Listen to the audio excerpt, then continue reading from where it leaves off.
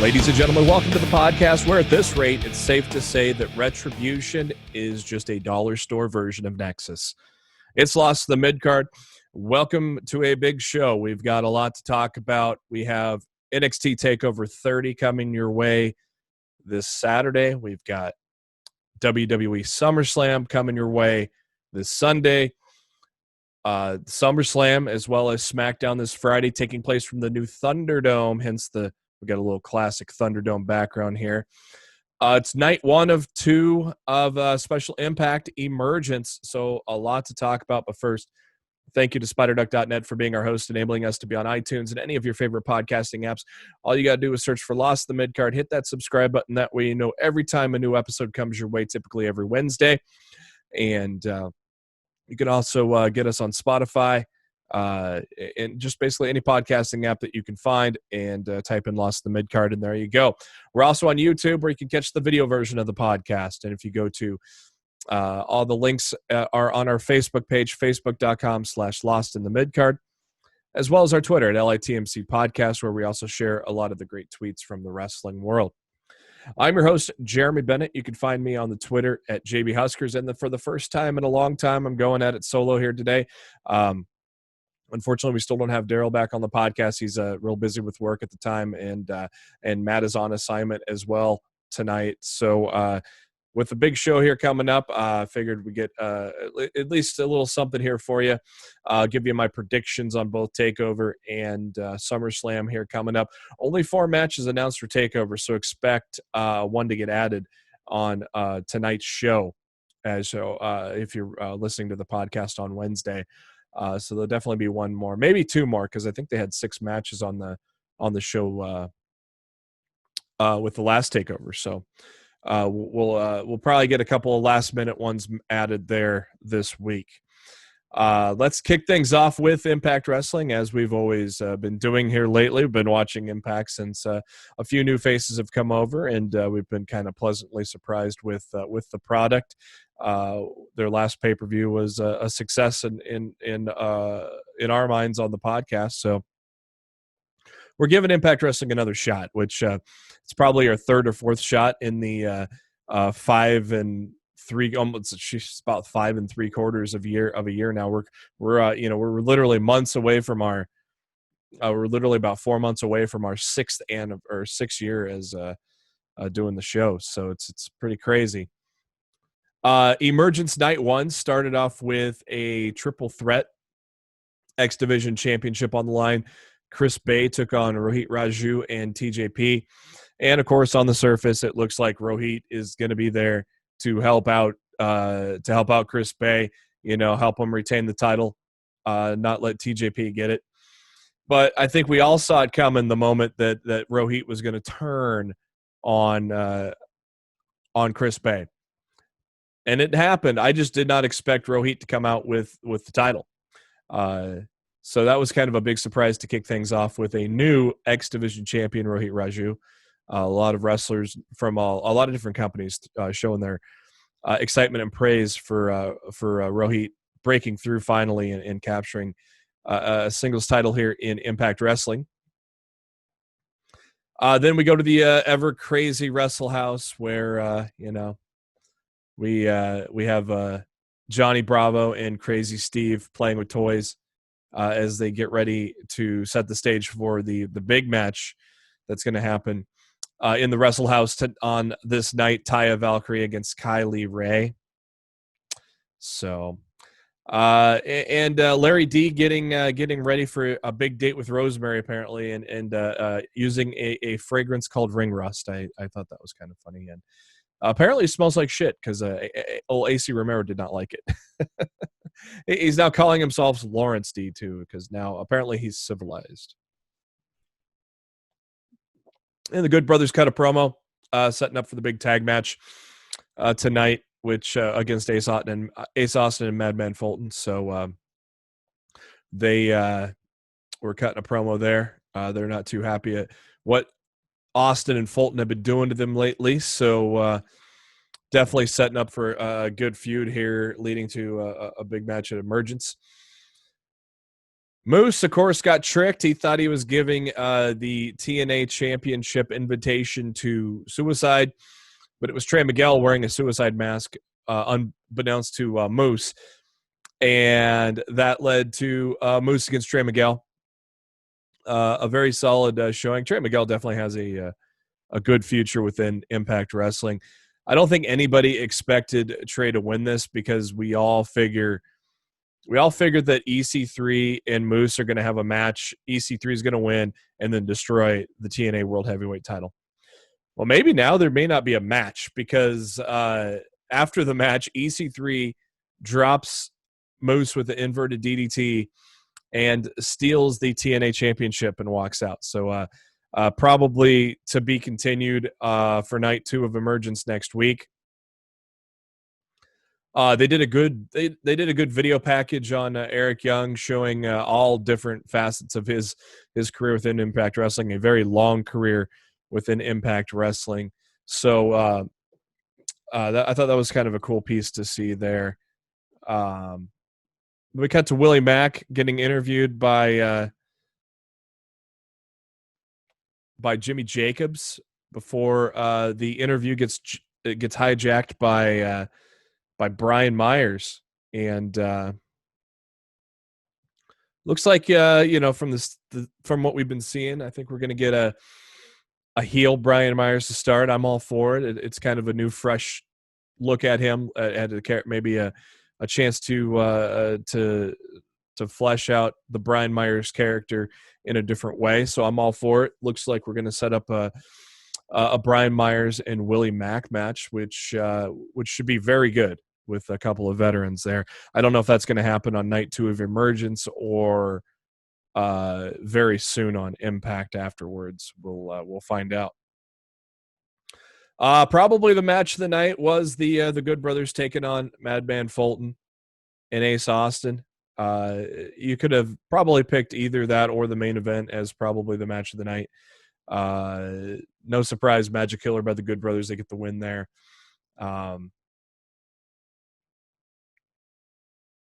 So then we're back at Wrestle House. More hijinks happening at Wrestle House. Someone stole the Diener's beer, so there's a cliffhanger there.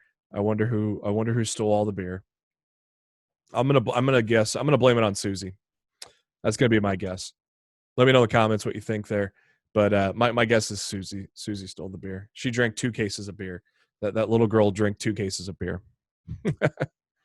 Then we got the big match in the Wrestle House, Taya Valkyrie against Kylie Rae. Rosemary was the referee. Rosemary tried to cheat for Taya, but it didn't quite work, and Kylie Rae gets the win there. Obviously, Kylie is the number 1 contender as well. So eventually, we'll be setting up a Kylie Rae and Deonna Purrazzo match, I'm assuming, but. Probably, maybe Bound for Glory, which I think is coming up in October. So I don't know if they're going to wait that long. Well, it'll remain to be seen. And then the main event of the evening was the Motor City Machine Guns defending their tag team titles against the North. Another good match. Like I said, you could probably pick either of the tag matches for the best match of the night and go either way with it. No surprise, Machine Guns get the retained there since the North had held the titles for over a year. So now the Machine Guns will look forward to whoever they begin to feud with. Maybe the Good Brothers. I don't know. Maybe too soon for that, because I think you got to put the titles on the Good Brothers the first chance they get. So,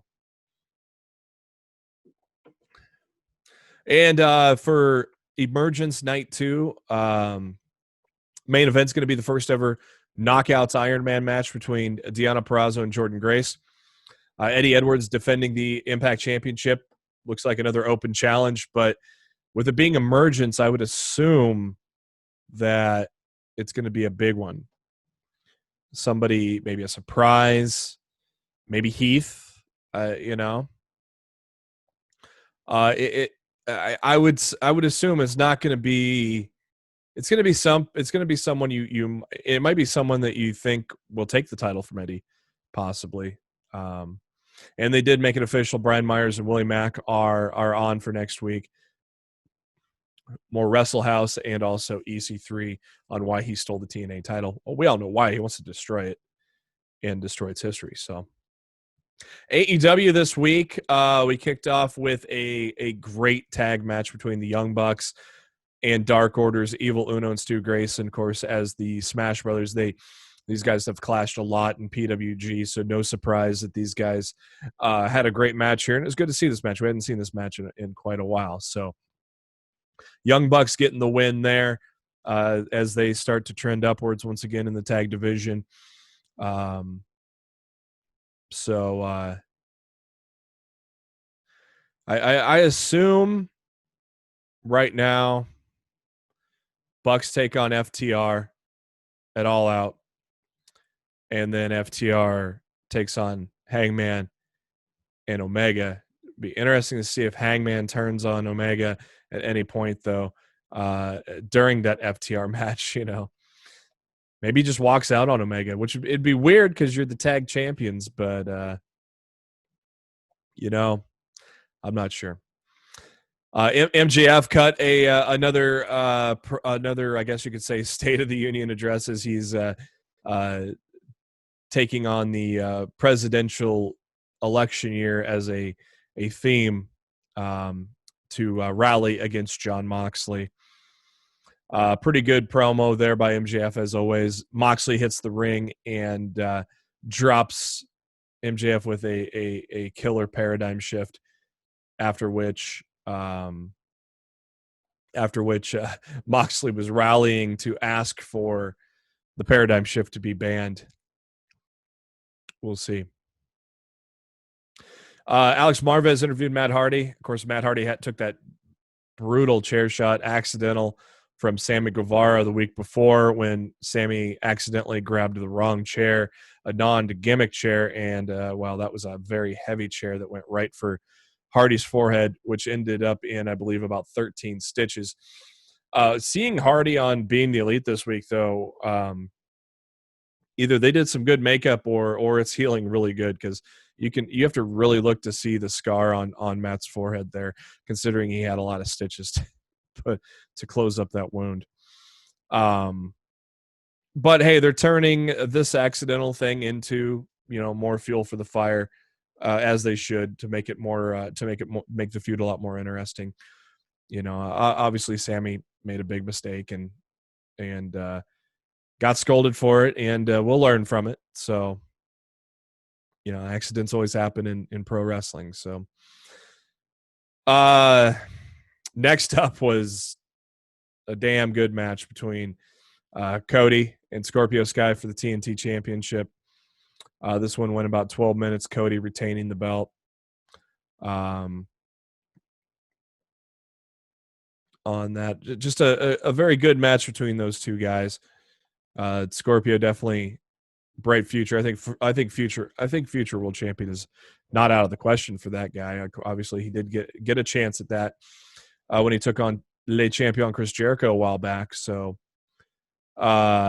next week is Brody Lee, which, of course, if you're following Dynamite, you know that there's no Dynamite Wednesday because of the NBA playoffs. So that means that it's this Saturday, which means they're going head-to-head with NXT TakeOver 30, which is very interesting. And then it's even more interesting that WWE puts out Payback, a pay-per-view, a week after SummerSlam.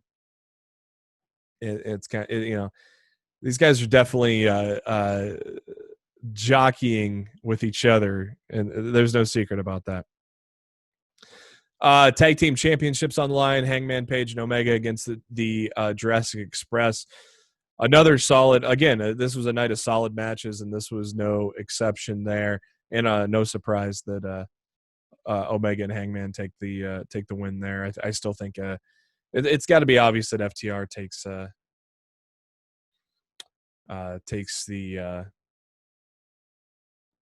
takes the titles from those guys. Those guys have had a hell of a long title reign too. I don't think anybody expected them guys to hold the titles for that long, but I think it's obvious now. It's got to be FTR, who now finally kind of had some heel tendencies when they attacked the Rock and Roll Express at the Tag Team Appreciation. I thought that whole segment was a lot of fun, especially Arn cutting a promo and Tully in there, and obviously we all know this is going to somewhere with FTR, Arn, and Tully. We just know it's a matter of time. But it was a real interesting segment, and a little bit of a surprise, A familiar face shows up in AEW for the first time, and not a wrestler, but a referee. 33-year veteran Mike Chioda comes to AEW, a hell of a referee. He was the senior official for WWE for a long time. I would assume when Earl Hebner left is when Chioda took over as the senior official. And they did a little skit with him and Jericho where Jericho is basically saying, "Hey man, we go back a ways, so you're in my pocket, right?" Of course, we all know better, but good to see Chioda in AEW though, after being one of those released. Hikaru Shida destroyed a jobber real quick. And Lance Archer ripped up Jake Roberts' shirt. That was weird. They need a feud for Archer, like a lengthy feud. Like the Janela thing, like literally started a week before they had that match. So it's just a matter of finding the right thing at the right time. So they talked about the Women's Tag Team Tournament Cup, which has been a lot of fun. Go to the AEW YouTube channel if you haven't done so already. The semifinals were just last night, I believe. And so the finals are set, which I believe will take place at All Out. Nightmare Sisters, Allie and Brandy, will take on Ivelisse and Diamante. And I almost thought that Takeanchi and I'm drawing a blank on the Anna Jay. I almost thought they were going to go to the finals. Almost thought they may win it because I had this feeling that maybe her, Anna and Tay are getting along really well. They won their first match together. I figured it didn't really make sense to give Brandy and Allie the cup, because Brandy kind of helps run the company. But and so I thought it'd be a good story that Anna Jay and Tay Conchi win the cup and Conchi joins Dark Order. Now I think unless I've always wanted, I've said it on Twitter, I've wanted a stable kind of built around women, and I think there's a good opportunity with Ivelisse and Diamante that they could build a stable around these ladies. And I kind of wonder if maybe my wish has come true, and maybe a guy joins the group or another woman and screws the Nightmare Sisters out of the win. Well, it remains to be seen, but it's been a fun tournament so far, and it was kind of cool to see Dasha get in the ring, and among other things. It's been a lot of fun. So if you haven't seen it yet, head over to the YouTube channel and check that out. And the $7,000 obligation match, which I love the title of that name of that match, the $7,000 obligation match. I think that was a pretty slick one. And that was between, of course, Orange Cassidy and Chris Jericho, all stemming from Jericho's $7,000 jacket, which happened to be completely white, now orange, being ruined. And very good match between these guys. I think the first match was a little better, but I think it was obvious that Orange was going to get the win here because I think we get the rubber match it all out. I think that makes complete sense. It's been a great feud. It's been one of the best feuds in AEW right now. So I definitely think it's not going to be a surprise that they're going to have like just an all out battle that'll top the other two on one of the bigger pay-per-views of the of the year. So a very good addition to Dynamite. Wasn't, there wasn't any 5-star matches, but it was like everything was almost at a 4-star quality. It was just a very solid night of wrestling, outside of one of the jobber matches with Hikaru Shida, but very good leading up to Saturday. To remember, no Dynamite on Wednesday this week. It's on Saturday. We have Cody against Mr. Brody Lee, TNT Championship match. Mr. Brody Lee has to win this match. I mean, he lost to Moxley for the title, for the world title. You can't have Brody Lee lose to Cody and have him go 0-2 in title matches when you bring him in to be a big part of the company. And he has been a big part of the company, and he has helped bring the Dark Order to a very respectable level, where at first there was a lot of skepticism over the Dark Order's group, but with Brody Lee there, it's definitely turned around. 6-man tag match, the Elite, Hangman Page and the Bucks take on Silver, Reynolds, and I think 5 from the Dark Order. And I stand corrected, the finals of the women's tag team tournament is this Saturday on Dynamite. So that is the Nightmare Sisters against Diamante and Ivelisse. A big 8-man tag with Lucha Brothers, Butcher and Blade taking on Natural Nightmares and Jurassic Express. Darby Allin is going to be in action, and get ready for this tag match, but FTR taking on Private Party. That's going to be fucking good, kids. That's going to be good. NXT this week was very interesting. Karrion Kross beat Danny Burch, and then Keith Lee came out to deliver the contract, and it was signed by Kross. Scarlett delivers it to Lee. He opens it up, and a fireball shoots out.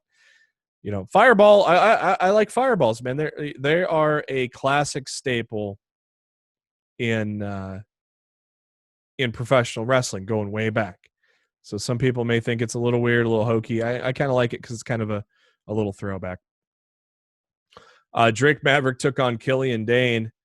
It didn't last too long before Undisputed Era took to the ring, causing the no contest. And of course, Adam Cole, Bebe, challenging Pat McAfee to a face-to-face confrontation on NXT this week. And I might be in the minority. I've seen a lot of people complain about it on Twitter, but I really liked the whole segment with McAfee and Adam Cole. I'm excited for the match. It's not like McAfee's going in there never wrestling. He's trained before. So, we're going to get a 5-star match now, but, we're going to get something respectable and interesting, and Pat will probably get a few close near falls. Maybe I'm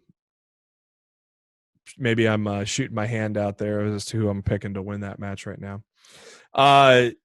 Santos Escobar, who is probably going to be my vote for Marquee for breakthrough NXT Wrestler of the Year. He took on Tyler Breeze in a pretty good match there, continuing the feud with Breezango and Legado del Fantasma.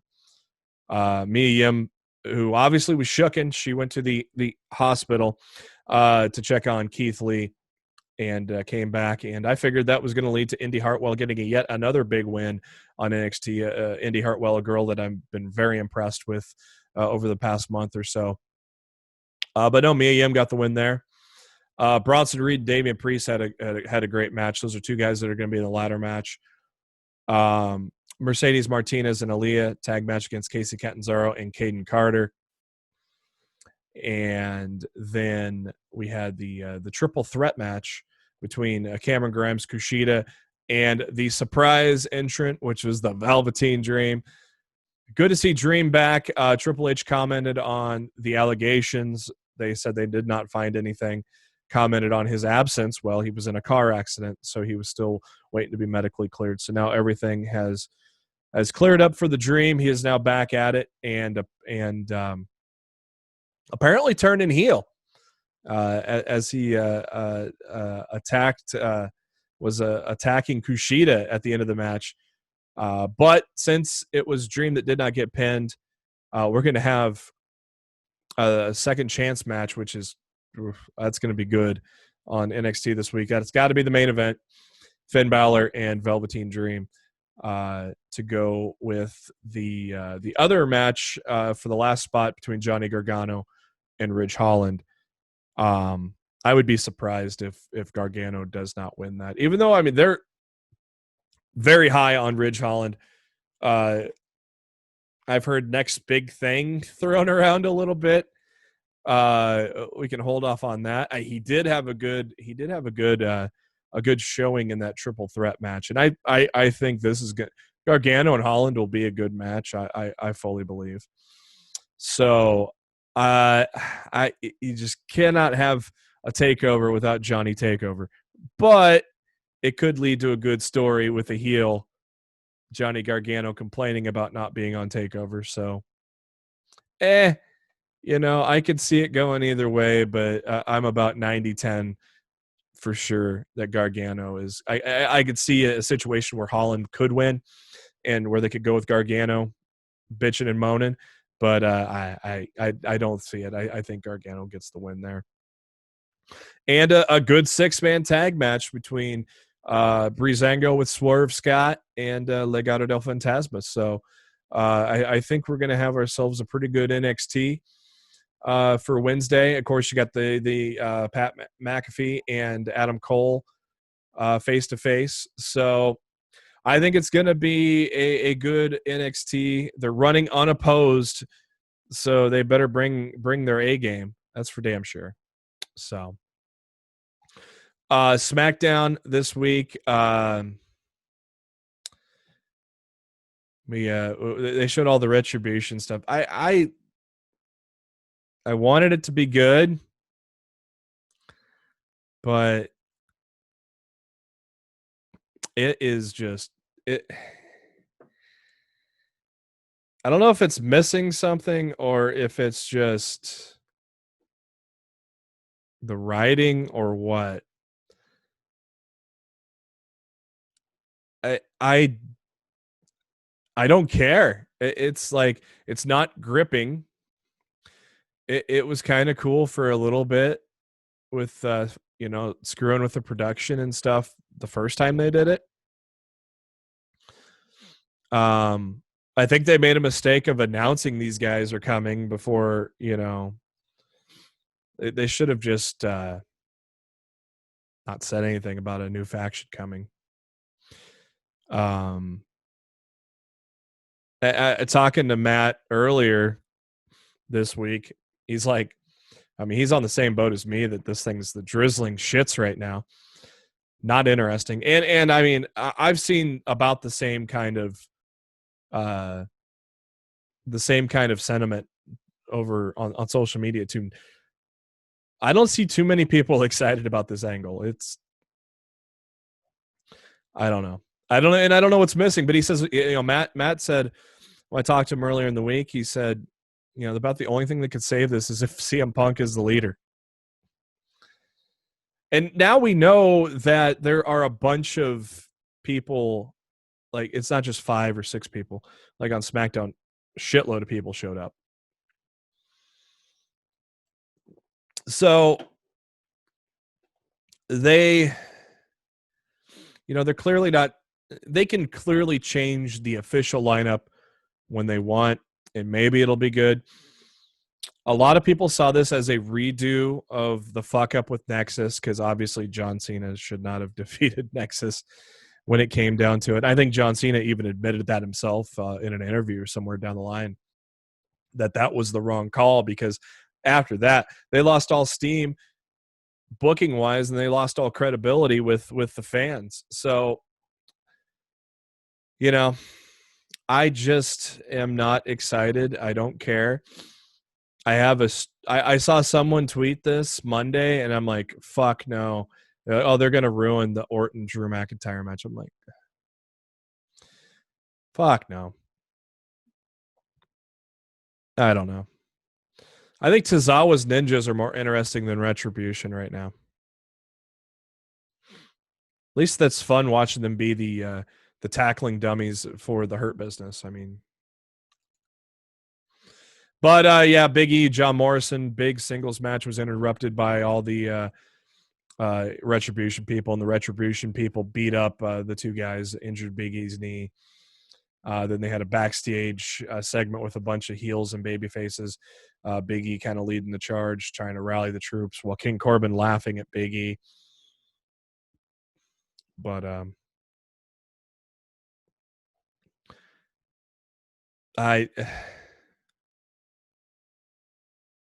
I'm afraid of what they're gonna do with Retribution at SummerSlam. They're gonna fuck up something, and it's gonna be annoying and stupid, and nobody's gonna like it, because they have not given us a reason that they're gonna book them well or something interesting or gripping to begin with. I mean, wow, they chased off the announce team. Wow, they destroyed shit in the truck. Wow, there's a lot of them banging pipes and cussing in the camera. I just don't care. What I do care about is the great heel run of Sasha Banks and Bayley. They do now learn that they have to face Asuka. Both have to face Asuka for their titles at SummerSlam. I wonder if we're getting Asuka 2 belts. We'll see in the predictions. They had but first they had a tri-branded battle royal to see who would face Sasha Bayley at SummerSlam. Asuka was a surprise entrant. They weren't expecting it. We saw some NXT women in there too. Shotzi Blackheart, Tegan Knox. So it was kind of cool that they were involved as well. Obviously, the brand split doesn't mean anything, and as it really shouldn't in the no fan era. Whenever we can get fans at full capacity, I say full capacity again. I say bust out the draft one more time. Start it clean and keep it locked down outside of the women's tag belts. Or just not have it, but at the same time, you don't have a brand split, but it's hard to trust creative not to sweep half the roster under the rug and just focus on everybody on the two shows. So I think that's the best course of action, is have a loose brand split now, like they are, and then have another draft once we can have fans again.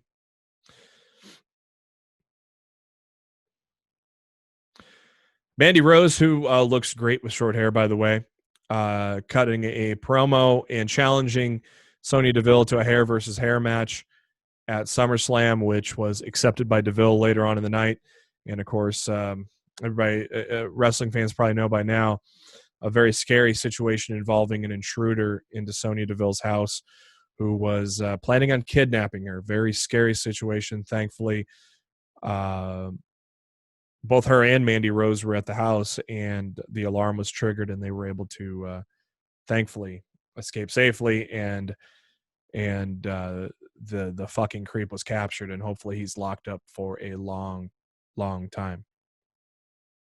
Based on all the details we saw there's I think plenty to lock that fucker up for a long time.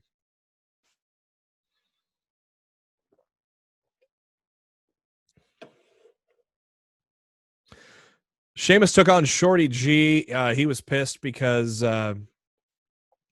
Shorty G cost him the match because he attacked Matt Riddle, accepting the King's ransom. So that led up to that match. Sheamus got the win there. Nikki Cross went up to Alexa Bliss and hugged her and apologized for pushing her down a couple weeks ago, asking her how she is after getting attacked by the Fiend. Of course, she did not look normal, but she kept saying she's fine. But she did not look normal at all. Very interesting segment on SmackDown. AJ Styles comes out with Joseph Park. What? Impact Impact Wrestling reunion with now, the immediate thing that came to my mind is, are we going to get Abyss and the Fiend? Yes, please. But Joseph Park was his businessman to bring along a statistic system, a ranking system for the Intercontinental title, and it ranked everybody that deserved a shot at AJ Styles, and well, it was nobody.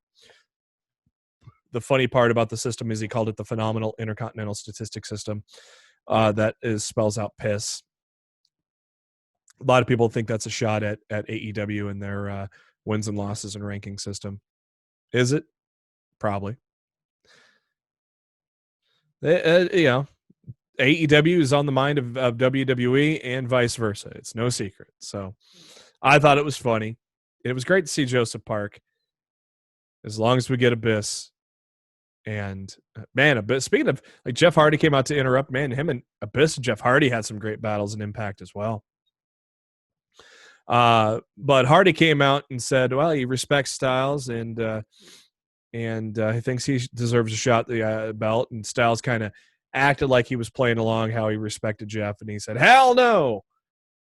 And then Hardy punched Styles and then wrote his name on the board and signed it with his signature as well. The funny part was after the fact, Joseph Park's carrying the board, and AJ's interviewed backstage by Kayla, and he tries to erase it, but Joseph Park had handed him a permanent marker.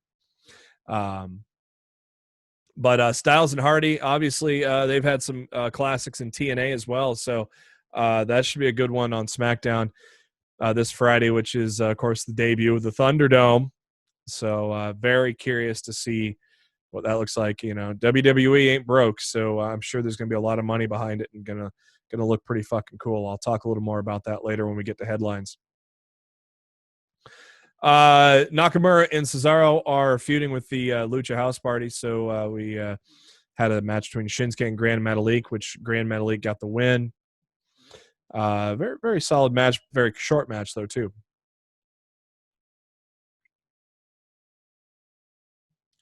Matt Riddle interviewed by Kayla Braxton. Shorty G kind of showed up trying to apologize, and it seemed like Riddle's like, that's cool, bro. But then Corbin attacked from behind, and Corbin made it look like, oh, thanks for the help there. Thanks for the distraction, Shorty G. But we weren't quite sure if that was what Shorty G was intending. So maybe a little up in the air type of deal there. We got the interview with Alexa Bliss. Of course, she's kind of out of it, and then was but very shooken when they asked her about the clip of Braun Strowman last week saying he doesn't give a damn about Alexa Bliss after all the friendship they had. Because clearly Braun Strowman has changed since getting thrown into that lake, and that upset Alexa. More to come on that. We finally got Big E and John Morrison, and it's a damn good match, 12 minutes long. Big E getting the win, obviously, as we're continuing the Big E singles run. Where it goes, I don't know if it goes to the IC belt or if it goes to the world title. I would love to see it go for the world title. Would love to see him win the world title. He's already been an Intercontinental champion before, so either one will still be cool, but I would love to see him go for that world title. And then Alexa Bliss, Braun Strowman in the ring, and Bliss trying to slap some sense into Braun. Oops, as my echo goes off. I will never learn, by the way. Braun ain't having it. He's berating Bliss and saying that, she was trying to change him, hold him back maybe. And that led to a Braun picking up Bliss into a gorilla press slam and had her way high in the air and dropped her. Of course, the lights went out. So, I mean, the way they filmed it, obviously, they probably had a padding or something underneath, and the lights would went out too. So when the Fiend showed up, so we didn't see Alexa actually hit that bump.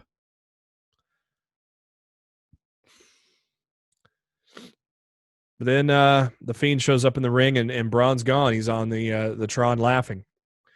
So then we got a segment of, then we got Braun and the Fiend laughing at each other, or laughing at the same time. And I had flashbacks to when the Fiend and Matt Hardy were doing that.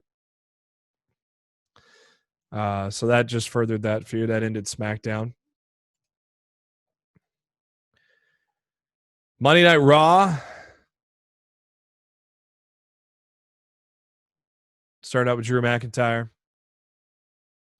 He was cutting a promo, but that promo was interrupted by Retribution screwing up things in the truck, and they went to commercial. And, already talked about Retribution enough.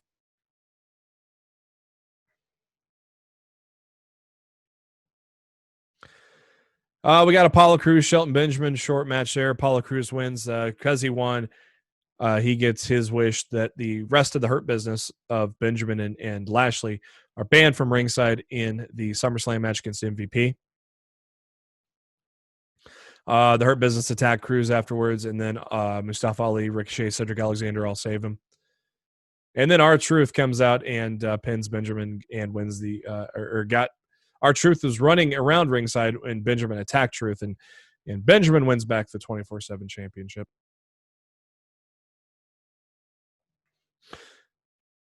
Ivar took out Angel Garza in a quick match. Angel Garza getting the win there. This Demi chick from The Bachelor, I don't know the point of all this, but she's not a good actress. Sorry. But the story was that Angel was hitting on her, then Ivar was hitting on her. But when they were having their own match against each other, then Angela swoops in. So, yay.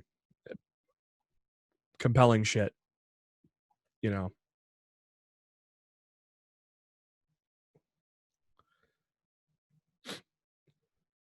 That's right.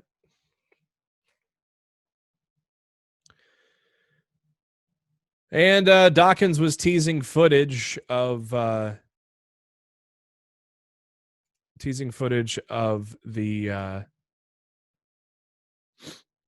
some surprising footage or whatnot. And, well, that was basically the footage that said that showed that Zelina Vega was the one that poisoned Montez. And Montez returned to Monday Night Raw and attacked Garza and Andrade. And there you go.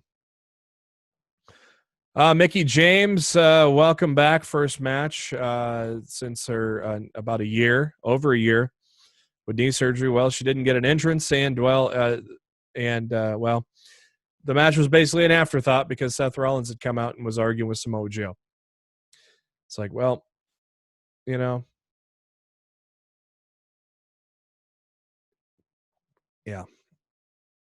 not a great return for Mickie James there. We got Bayley and Sasha Banks teaming up to take on Asuka and Shayna Baszler. Nia Jax, who is still indefinitely suspended, busted through the plexiglass and attacked Shayna Baszler, took her to the back. So then Asuka was in a 2-on-1 situation, but then Baszler eventually came back and put the Kirifuda clutch on Bayley to get the win. So if Bayley does get past Asuka, maybe Shayna has laid a claim at the SmackDown Women's Championship going forward. Remains to be seen, but we will see. Later on in the night, MVP had challenged Apollo and to get 2 men and do a 6-man tag with the Hurt Business. And Cruz said it would be Ricochet and Ali, and that upset Cedric Alexander. And Apollo reminded Cedric that he was put in the full Nelson earlier, and you should just set this one out. Maybe planting seeds for a heel turn. Maybe.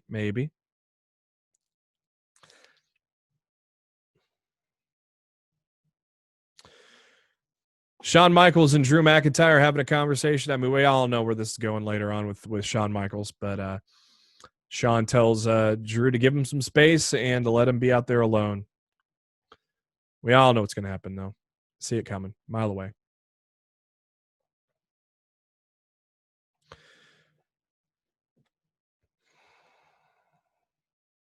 Iconics and Ruby Riott, Liv Morgan talking some shit to each other, and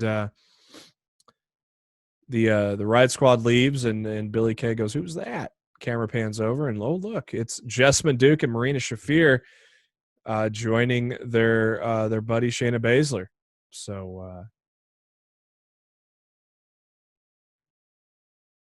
I guess we're calling those girls up.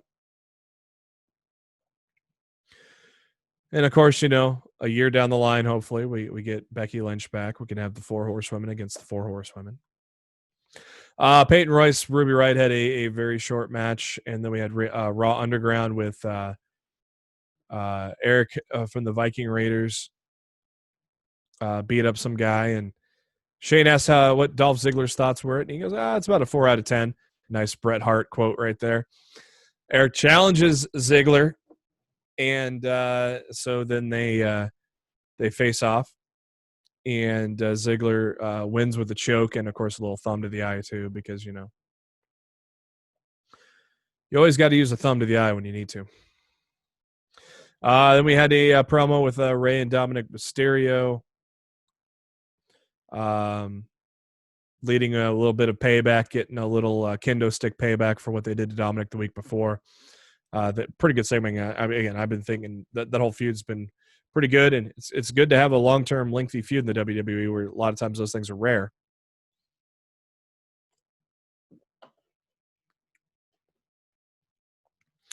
They show Cedric Alexander by himself. MVP shows up to stir the pot, maybe.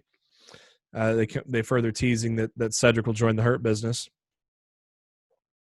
We had Arturo Ruas and Riddick Moss fight in Raw Underground. Then we got the 6-man elimination tag, which was after Shelton Benjamin got eliminated. Cedric Alexander showed up and took the 24/7 title from Shelton. So I guess shows that he's not joining the Hurt Business. Maybe, I don't know. It's possible. Then for some reason they had a 24/7 match between Cedric and Tozawa, which went a minute by Cedric winning, and then Shelton Benjamin came out and pinned Alexander and got the title back. So I was like, okay. And then 3 of the 4 horsewomen, Marina Shafir, Jessamyn Duke, and Shayna Baszler showed up at Raw Underground. Maria Shafir took on a woman there, and after that, she got done winning. Nia Jax showed up, and then beat up Jessamyn Duke as well. And Baszler challenged her a match at Raw Underground, but Nia headed for the hills, so we did not get that. So probably more to come on that later on Raw Underground. And Montez Ford defeated Andrade in a quick match, and Shawn Michaels ate a punt.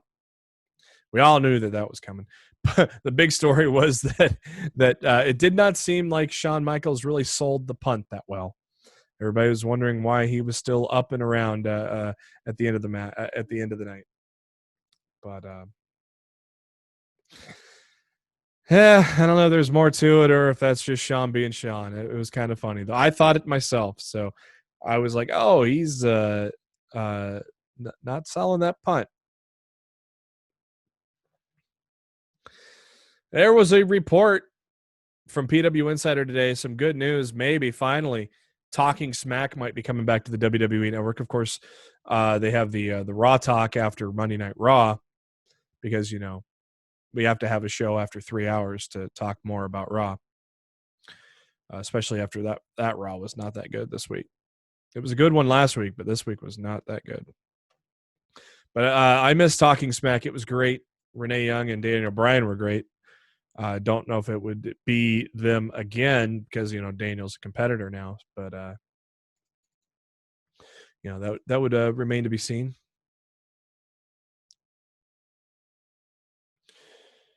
Going into some headlines.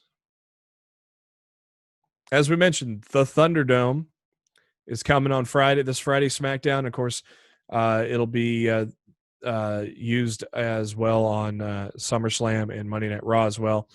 Takeover and NXT will still remain at Full Sail, which was weird. I thought they were at the PC too. I did not realize. I did not realize that NXT had been back at Full Sail for a while now. But it has been reported that they will be the WWE will be with the Amway Center, of course, where the Magic play in Orlando. They will be there all the way through October 30th. There will be no fans in the venue, but there will be virtual fans, kind of like what you're seeing in the NBA right now. Says barring an amendment to the agreement, no live fans, but WWE gets access to the whole arena up until then. Wednesday Night Wars for some ratings go to AEW by quite a margin, 792,000 to 619. Both lost a considerable chunk of viewers, though. And of course, that demo, you talk about the demo god, Chris Jericho, the 18 to 49 demo, AEW 0.32, NXT half that, 0.16. Friday Night SmackDown went up to 1.979 million, just a hair under 2 million. They have not cracked 2 million since June 26th, but I bet you it's going to go up this Friday because there's going to be, I think, a little bit of interest in the Thunderdome. I don't think the numbers are going to skyrocket, but I think there is going to be a considerable bump for SmackDown, especially just to see what this Thunderdome is all about. And Monday Night Raw, go home for SummerSlam, not good. 1.643 million. That would be the third worst number of all time for Raw. Of course, the other two worst numbers of all time came in July 20th and July 27th. So they've all been recent. But Raw only did a 1.5 million hour 3, and it was not a good show. So be interesting to see if the Thunderdome can get some more viewers back to Monday Night Raw as well.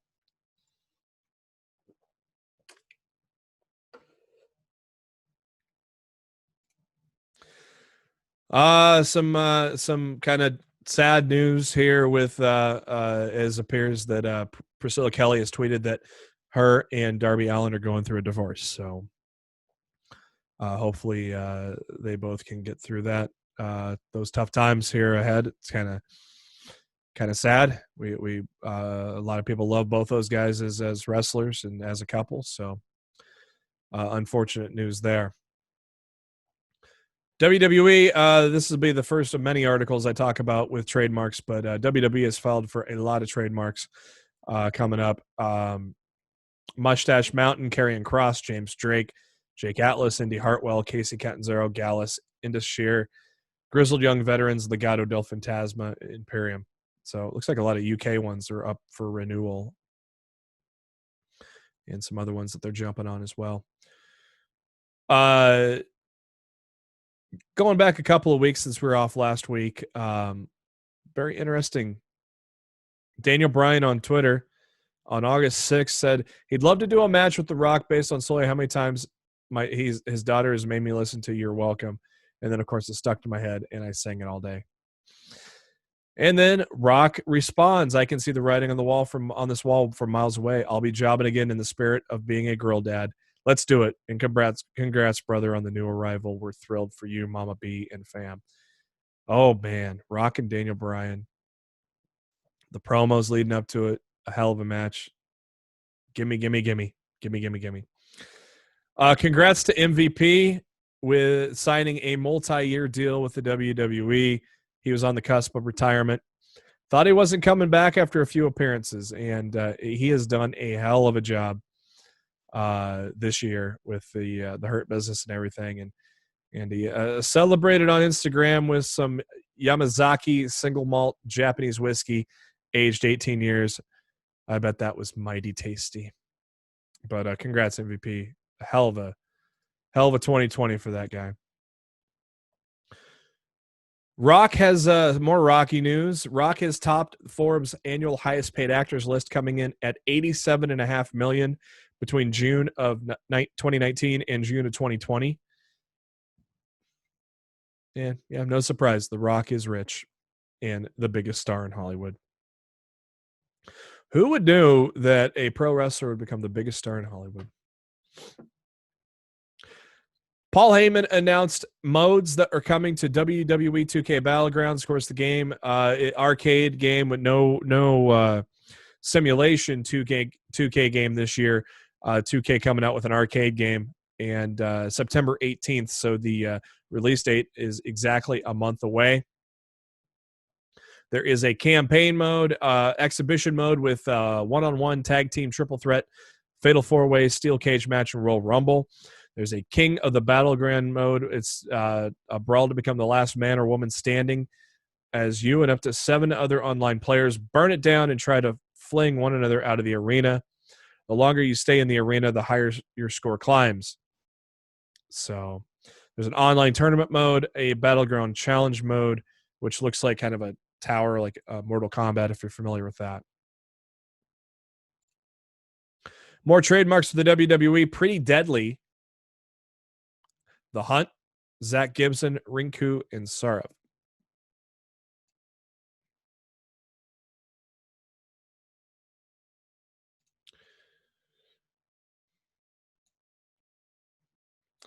And if you watched Dynamite this past week, you know that the TNT Championship is now finished and looks a lot better. Actually, it's a whole different belt. Cody said he's keeping the old prototype, I guess we could call it, keeping that for himself for memorabilia purposes, I believe. But the new belt, obviously delayed due to COVID-19 related issues with logistics and such, is now finished. So, of course, if you've been watching AEW, you know what it looks like. Been a weird, just a weird week for WWE women. Shotzi Blackheart announced her car was stolen and with her ring gear in it. But she did announce that she was able to recover the car and her ring gear is intact. But Jesus, what is going on lately with WWE? The official WWE press release for the Thunderdome is as follows. WWE Thunderdome featuring state-of-the-art set, video boards, pyrotechnics, lasers, cutting-edge graphics, drone cameras will take WWE fans' viewing experience to an unprecedented level starting Friday, August 21st on Fox, kicking off SummerSlam weekend. WWE has a long history of blah, blah, blah, blah, blah, blah. With the debut of the Thunderdome, WWE will take residency in the Amway Center in Orlando and virtually bring fans into the arena via live video on massive LED boards in conjunction with the Famous Group and its proprietary technology. This will be for every Raw, SmackDown, and pay-per-view event, which we said up until through August 30th or October 30th. Fans can register to have their virtual seat as for upcoming shows by going to www.thunderdome.com or go to WWE's Facebook, Instagram, or Twitter pages. Very interesting to see what that's going to look like. Like I said, that's probably going to bring some viewership to SmackDown on Friday for sure. NBC launched their Peacock streaming service, which I believe you can get a year for $30. I don't know if that deal is still valid. I got it.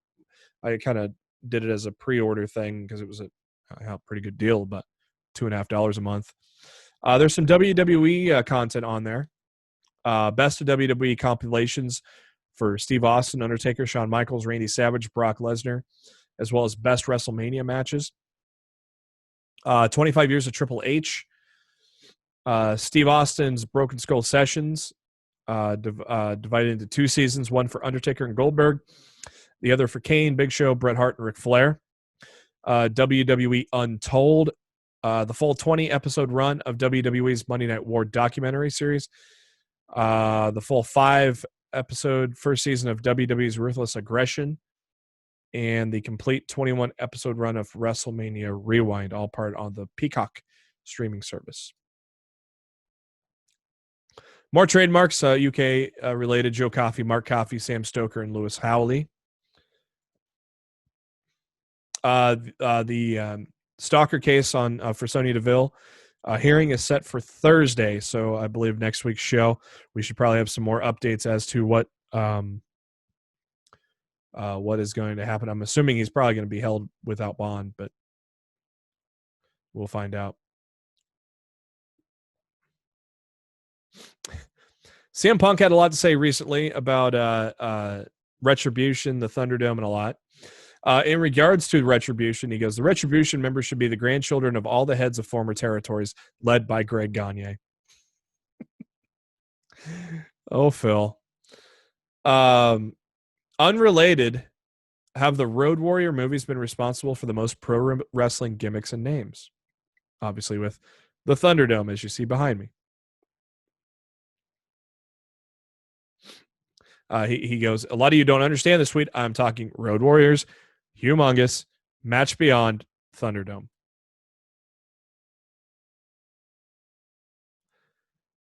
And if he's not the leader of Retribution, I don't think anybody's going to give a shit, like Matt said.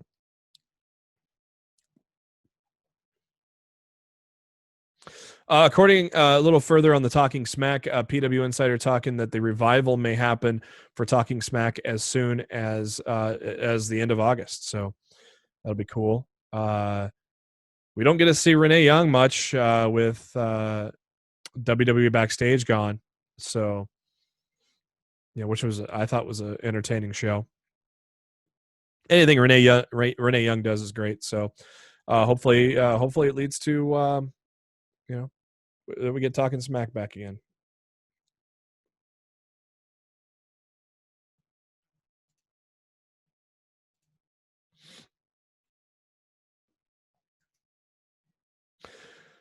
While appearing on the Pop Culture Show podcast, Bill Goldberg revealed that he's still under a WWE deal, and that deal calls for 2 matches per year through 2023. So I know there was a little talk of Goldberg AEW, which I don't know if anybody bought for a second.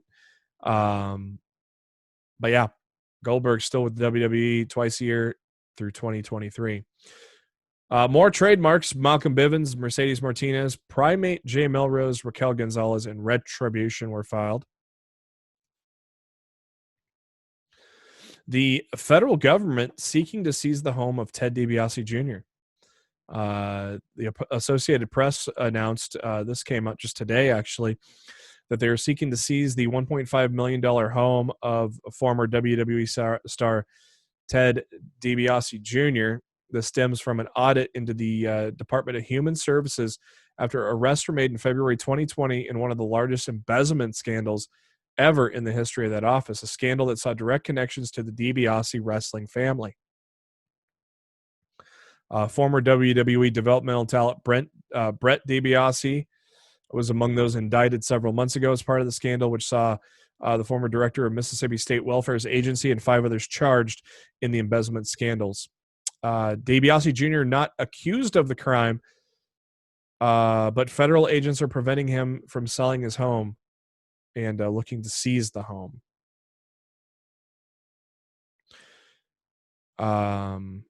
It was alleged that Brett DiBiase was given funds to go to a drug treatment center in Malibu that was earmarked for Mississippi's welfare programs. According to documents, DiBiase was allegedly given the money as payment for classes he didn't teach for drug abuse.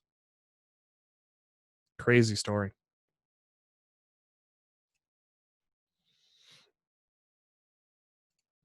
We'll give you more of an update on that and more as we hear it. So Daniel Bryan is one of the many wrestlers lately that have had to jump on the Twitch train. Of course, you got obviously Austin Creed, Xavier Woods, up, down, down. Adam Cole, AJ Styles, Paige. I think Shotzi Blackheart, Mia Yim, a lot of gamers in the WWE, and I did not realize Daniel Bryan was a gamer. You don't really have to be a gamer either. I mean, a lot of times Paige will just sit and chat with the fans on Twitch. So it'd be interesting to see what Daniel Bryan does on Twitch.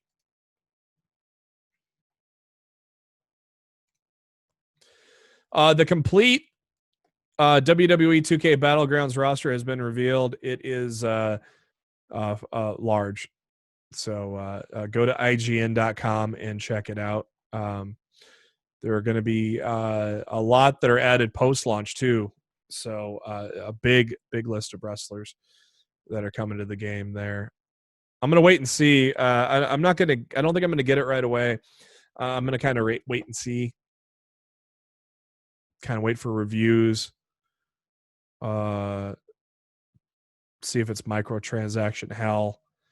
You know, like the NBA Playgrounds was supposed to be a successor to NBA Jam, and no, it wasn't. So I'm going to take the wait and see approach on Battlegrounds. And I mean, price tag starting out at $40. So, Black Friday, it could be down by 20 or 25 by Black Friday. So maybe I'll just be patient.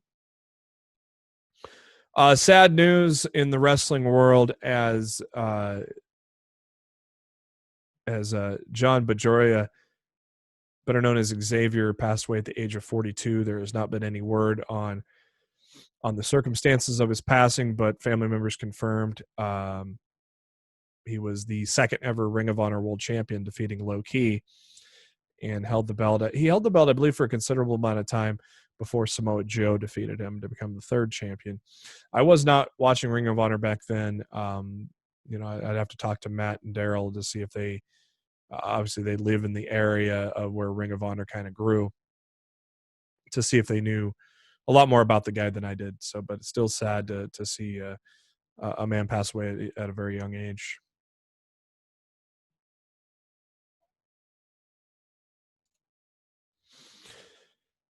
And obviously, we were eventually going to see this, but for the first time, we have some releases in AEW, as AEW has confirmed the releases of British stars Jimmy Havoc, Bea Priestley, and Sadie Gibbs. Of course, Jimmy Havoc was alleged abuse allegations. We haven't seen Bea Priestley. I don't think she's been able to return to the States due to COVID. And maybe the same for Sadie Gibbs. I don't know, but we will. Maybe the door will be open once shit gets better with COVID and everything, and that. So hopefully the door is open for them to return.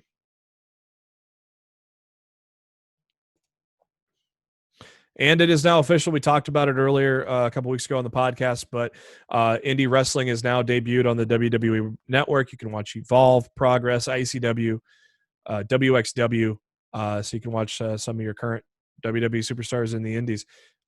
More specifically, Drew McIntyre. Watch his run, which basically, I mean, got released by WWE. Basically, transformed himself and became a force in Impact Wrestling, and then. Hey, there you go. WWE champion now for quite a while now. So it's going to do it for headlines. Let's go to TakeOver and SummerSlam predictions to close out the show. TakeOver 30, TakeOver XXX is this Saturday on the WWE Network. I, unfortunately, will not be able to watch live, so I won't be live tweeting that or Dynamite. My birthday is coming up a week from Wednesday on the 26th, and so I'm going to celebrate birthday with friends on the 22nd. So I will have to play catch up with Dynamite and TakeOver before the next show. Only 4 matches announced, so I would assume more to be added. 2 more, probably 2 more added. Probably on NXT this week. Io Shirai, Dakota Kai for the NXT Women's Championship. I honestly think it's Dakota's time. It's not like Io's held it for a very long time, but I think Dakota's done well enough to be able to win the championship and hold the championship. NXT women definitely need to establish more top stars in that women's division, as they always lose women to Raw and SmackDown. So I think it's a good time to establish that star. Dakota Kai's done a hell of a job since the heel turn at War Games. We haven't seen Raquel Gonzalez in a while. Maybe Raquel shows up in Casio. I'm not sure, but I'm going to go Dakota Kai here. Adam Cole, Pat McAfee. Obviously, I've enjoyed the build. I like both guys a lot. The internet is going to burn down if Pat McAfee wins. Maybe he's going to win just to piss off the internet. I don't know. He's done a good job as basically the heel. It's like Cole's the babyface in this whole thing, and Pat's done a hell of a job as the heel. You can't have Adam Cole, who held the NXT championship for over a year, lose to Pat McAfee unless there's some chicanery. But I think Cole's winning. And if he doesn't win, man, the internet's going to go on fire. Ladder match for the vacant NXT North American Championship. We have we don't even know who all's in it yet. So we do know Bronson Reed, Damian Priest, Cameron Grimes, and then it's going to either be Johnny Gargano, Ridge Holland, Finn Balor, or Velveteen Dream. I honestly think Finn Balor is going to win the ladder match. He's never held the North American title. I think eventually he'll get back the NXT title, which I believe he's held twice, if I'm not mistaken. No, he's only held it once. But he's never held the North American either, so I think Balor's going to add that to his resume and become the North American champion. He'll defeat Velveteen Dream. Velveteen's going to continue to be a heel, and I think with what he did to Kushida and such. So I think Balor is going to win that ladder match. NXT Championship, Karrion Kross, Keith Lee. You've built up Karrion Kross to be a monster. You got to go through with it. I know Keith Lee hasn't held the title for that long. He's held it for approximately 50 days, but they kind of booked themselves into a corner. And you build up Kross so heavily leading into it, you got to have him win. Then SummerSlam, 8 matches are currently on the card. Mandy Rose, Sonya Deville, hair versus hair. Mandy's winning that. Sonya's going to be bald. It'd be interesting to see Sonya bald. Braun Strowman against The Fiend.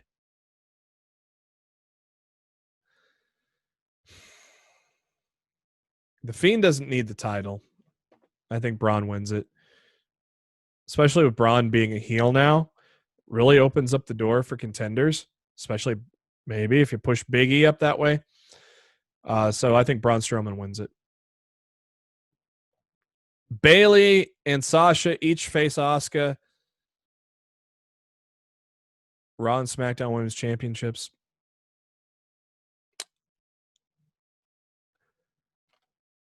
Asuka's going to win both belts because I think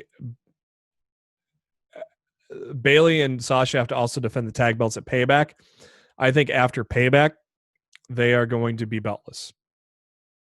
And then I think we finally maybe get the feud between Sasha and Bayley that we all figured was going to be at SummerSlam. But I think Asuka wins both belts, but does not hold on to the Raw one for too long. I think Shayna Baszler, now that she's got her friends with her too, but Baszler did pin Bayley. That was for the SmackDown belt, but at the same time, if you're doing a brand, Baszler right now is a Raw wrestler, I think. I mean, she's been on Raw Underground now, so and that's a good place for her as well. So, but I think Baszler maybe takes it off of Asuka very shortly after. But I think Asuka comes out with both belts because I really think after Payback the next week, Sasha and Bayley are going to be beltless all of a sudden. Dominic Mysterio against Seth Rollins, street fight.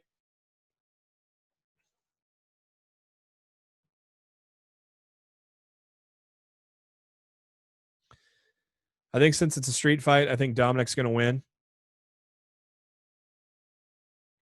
Obviously, Ray's in Dominic's corner. Seth has Murphy in his corner. Yeah, I think start the career off with a big win against Seth Rollins, so I'd go with that. United States Championship, Apollo Crews MVP. I think Apollo retains that. I think Andrade and Angel Garza will take this titles off of the Street Profits. Street Profits have had a hell of a run with the titles. I don't know if they played the poison segment in there. Maybe Montez gets weakened as the match goes on. I don't know how they're going to do that. But and then WWE Championship, Drew McIntyre, Randy Orton. Again, I see this going 50-50 either way.